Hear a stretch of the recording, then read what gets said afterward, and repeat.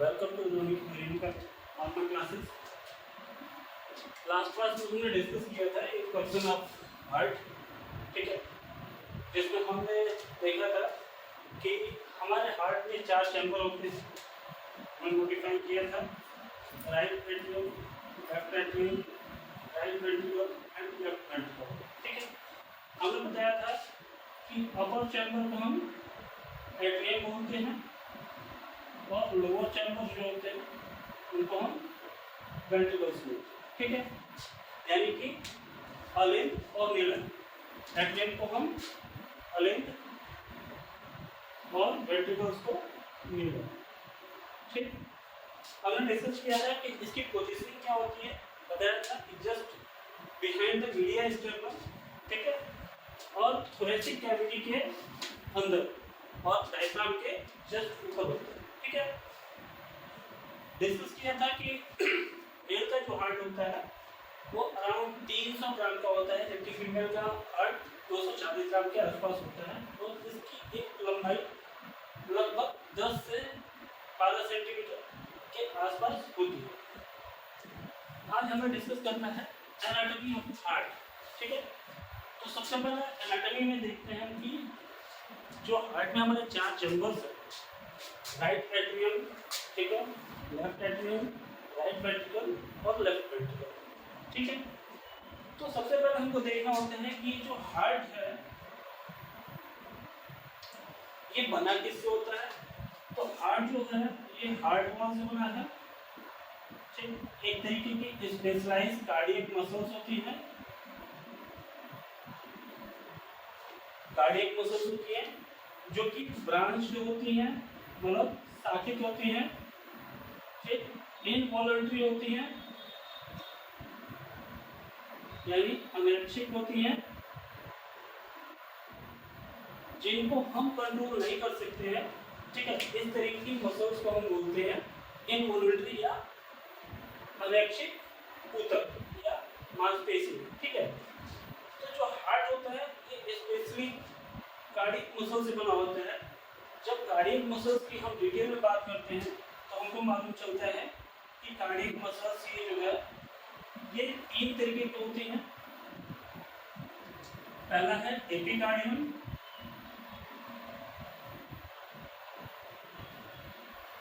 ठीक है, या इसको हम पेरिकार्डियम बोलते हैं।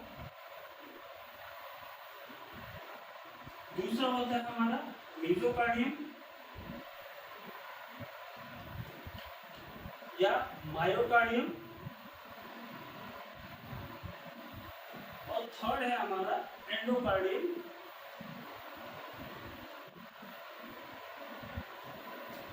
यानी जो सबसे बाहर की साइड की होगी एपिकार्डियम, आउटर मोस्ट लेयर होती है,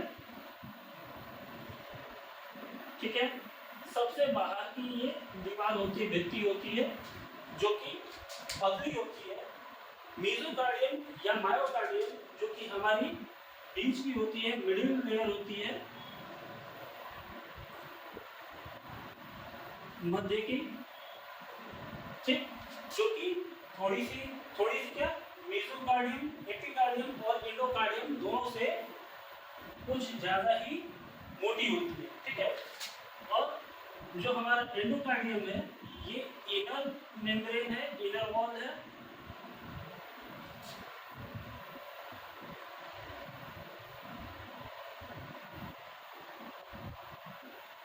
जो कि बहुत ही थिक होती है, बहुत ही पतली होती है, और क्या होती है ये सल्की होती है, ठीक है, बहुत ही पतली और सल्की होती है। जबकि इसकी चौड़ाई, मेसोकार्डियम की चौड़ाई सबसे ज्यादा होती है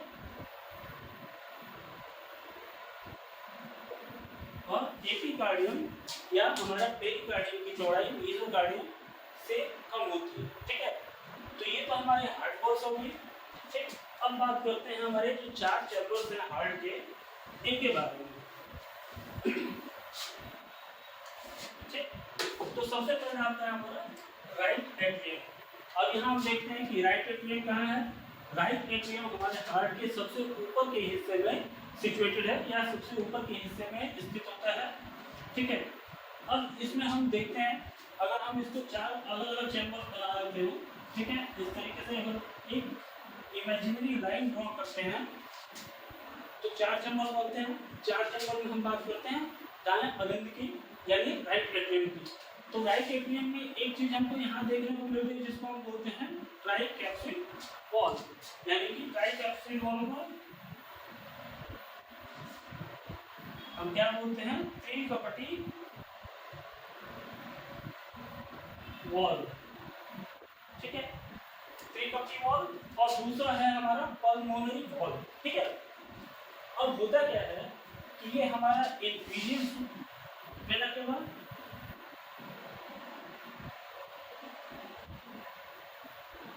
और ये हमारा सुपीरियर वेना। ठीक है, इंफीरियर वेना, सुपीरियर वेना के बाद और इंफीरियर वेना के बाद जो हमारी महाधमनियां होती हैं, ये क्या करती है कि हमारे पूरे बॉडी से जो इम्प्योर ब्लड है, डीऑक्सीजनेटेड ब्लड है, ठीक है, डीऑक्सीजनेटेड या इम्प्योर ब्लड को कहाँ पहुँचाती है, राइट एट्रियम में, दाएं अलिंद में पहुँचाती है।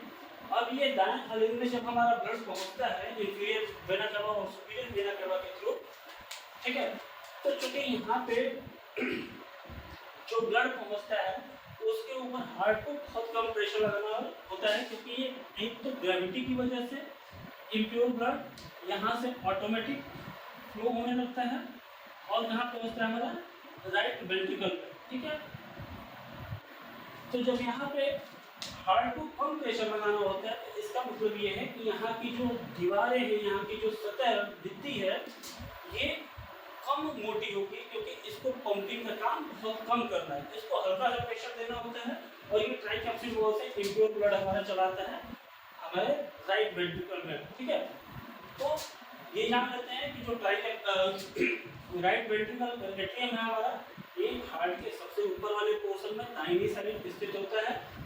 इसके अंदर ट्राइकैप्सिड वॉल और एक पल्मोनरी वॉल दोनों पाए जाते हैं। इसकी दीवारें, इसकी भित्ति बहुत ही पतली होती है, क्योंकि इसको पंपिंग का काम बहुत कम करना होता है। ठीक है, इसके बाद आता है हमारा लेफ्ट एट्रियम।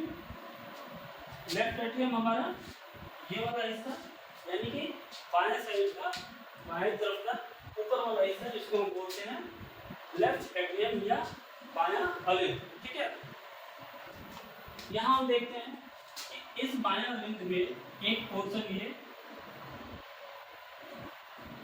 ठीक है, और दूसरा पोर्शन ये। ठीक, यहाँ से हमें ये देखने को मिलता है कि दो अलग अलग, एक वेन और एक आर्टरी। ठीक है, दो आर्टरी जो हमारे दाहिने और बाएं फेफड़े को जाती है, ये यहाँ से निकली होती है, पल्मोनरी वेन और पल्मोनरी, लेफ्ट पल्मोनरी वेन और लेफ्ट पल्मोनरी वेन और राइट पल्मोनरी वेन। पल्मोनरी का मतलब होता है जो फेफड़े हो जाती है, पल्मोनरी हम कहते हैं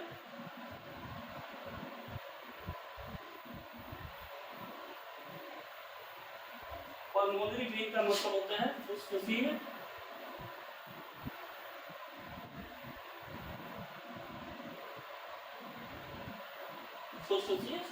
सीरम। ठीक है, तो अब जो हमारा प्योर ब्लड है, इस बाएं और दाएं फेफड़े की शिराओं से हमारा कहाँ पहुंचता है, राइट लेफ्ट एट्रियम में, यहाँ से ब्लड पहुंचता है, यानी कि जो हमारा ऑक्सीजनेटेड ब्लड है, यानी कि जिसमें हीमोग्लोबिन होता है, उसका कलर कैसा होता है, रेड। ठीक है, तो ये रेड कलर का जो हमारा ऑक्सीजनेटेड ब्लड है, ये हमारे राइट पल्मोनरी वेन और लेफ्ट पल्मोनरी वेन से हमारे लेफ्ट एट्रियम में पहुंचता है। ठीक, इसके बाद हम बात करते हैं राइट वेंट्रिकल की। ठीक है, तो राइट वेंट्रिकल जो है, राइट वेंट्रिकल में राइट एट्रियम से दाहिने अलिंद से दाहिने नीलय में, दाहिने नीलय में ब्लड आता है। ठीक है, और ब्लड आने के बाद इसको पंप किया जाता है, ये जो हमारा पल्मोनरी वेन है, पल्मोनरी जो वॉल्व है, इस पल्मोनरी वॉल्व से इसको बाहर फेफड़ों तक भेजा जाता है। ठीक है, ये हमारे राइट और लेफ्ट लंग्स तक पहुंचते हैं, किससे? पल्मोनरी आर्टरी के थ्रू। ठीक है, पल्मोनरी वॉल्व से हमारे वापस फेफड़े तक पहुंचा दिए जाते हैं, जो इम्प्योर ब्लड है। यानी कि इम्प्योर ब्लड का कलर क्या होता है? नीला। तो राइट एट्रियम से आया राइट वेंट्रिकल में, और राइट वेंट्रिकल से ये हमारा पल्मोनरी आर्टरी के से होते हुए कहाँ पहुंच जाएगा? फेफड़ों में, जहाँ उससे ऑक्सीजन घुलेगा उसमें, और घुलने के बाद फिर वापस वो हमारा पल्मोनरी वेन के माध्यम से हमारा पल्मोनरी वेन से लेफ्ट एट्रियम में आएगा। ठीक है, इसके बाद है हमारा लास्ट लेफ्ट वेंट्रिकल। देख सकते हैं कि लेफ्ट वेंट्रिकल इन चारों चेंबर में सबसे बड़ा है। ठीक है, इस चारों चेंबर में सबसे बड़ा होने के साथ साथ देख सकते हैं कि इसकी जो दीवारें हैं ये काफ़ी मोटी है, 3 गुनी 4 गुनी करीब मोटी होती है। ठीक है, और लेफ्ट एट्रियम और लेफ्ट वेंट्रिकल और राइट वेंट्रिकल को एक हिस्सा अलग करता है, जिसको हम बोलते हैं सेप्टम। ठीक, तो ये लेफ्ट वेंट्रिकल जो है हमारा बायां नीला है, ये चौड़ाई में और मोटाई में हमारे राइट वेंट्रिकल से दाएं नीले से करीब 3 गुना ज़्यादा मोटा होता है। इसके मोटे होने का कारण क्या है कि यहाँ पे जब हमारा पल्मोनरी वेन और लेफ्ट पल्मोनरी वेन और राइट पल्मोनरी वेन से प्योर ब्लड हमारा लेफ्ट वेंट्रिकल में आता है, तो यहाँ से वापस इसको एरोटा के थ्रू हमको शरीर के दूसरे हिस्सों तक पहुंचाना होता है, जिसके लिए यहाँ पे ज़्यादा प्रेशर लगाना पड़ेगा। ठीक है, तो प्रेशर ज़्यादा तब लगेगा जब यहाँ की ऊतक और यहाँ की जो मांसपेशियाँ हैं वो मजबूत होंगी। तो मजबूत करने के लिए हार्ट की मजबूती के लिए इस पोर्शन का मोटा होना ज़्यादा जरूरी है।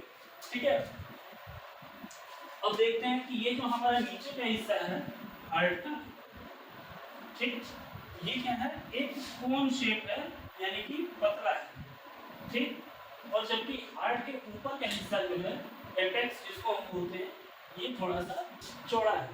ठीक, तो टोटल हमारा जो हार्ट हुआ या ह्यूमन हार्ट जो होता है वो इस तरीके से काम करता है कि जब हमारे सुपीरियर वेना केवा और इंफीरियर वेना केवा से इम्प्योर ब्लड, ठीक है, राइट एट्रियम में आता है, तो राइट एट्रियम से इसको ट्राइकैप्सिड वॉल्व के थ्रू राइट वेंट्रिकल में पहुंचा दिया जाता है। राइट वेंट्रिकल से ये इम्प्योर ब्लड हमारा पल्मोनरी वॉल्व से होते हुए कहाँ पहुंचता है? हार्ट लंग्स में, हमारे फेफड़ों में पहुंचता है, जहाँ पे इसमें ऑक्सीजन ऐड किया जाता है। फिर ऑक्सीजन जब ऐड हो जाता है तो वही ब्लड वापस हमारा लेफ्ट पल्मोनरी वेन और राइट पल्मोनरी वेन से हमारे लेफ्ट एट्रियम में आता है। लेफ्ट एट्रियम से ये हमारा बाइकैप्सिड वॉल से लेफ्ट वेंट्रिकल में पहुंचता है, जहां लेफ्ट वेंट्रिकल में कॉन्ट्रैक्शन के बाद, संकुचन के बाद ये प्योर ब्लड हमारा मिट्रल वॉल से होते हुए, एरोटा से होते हुए ये हमारे पूरे बॉडी आर्गन को ट्रांसफर कर दिया जाता है। ठीक है, यहाँ से होल बॉडी को ये ट्रांसफर किया जाता है। ठीक है, तो हम आज एनाटॉमी और हार्ट की वर्किंग दोनों एक साथ समझ लिए। उम्मीद है कि आप सबको भी समझ में आया होगा। ठीक है, अगर आपको कोई क्वेश्चन या कोई डाउट आता है तो आप कमेंट कर सकते हैं। Thank you.